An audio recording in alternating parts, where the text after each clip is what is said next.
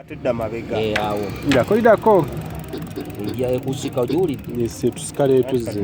Olina okuginyiga ng'edda mu maaso. Ng'osindika edda eri mu maaso. Nga ngikwatidde wano position. Tegeti. Kyabulamu kahadi. Gira try. Okutte naye mpulira. Ng'edda mu maaso.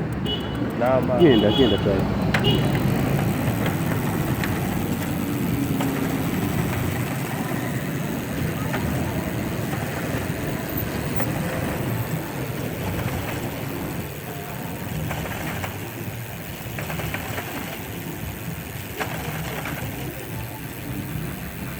Ira okwala.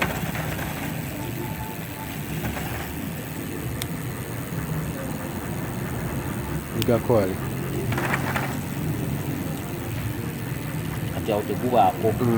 Kitegedde. Wano gubaako.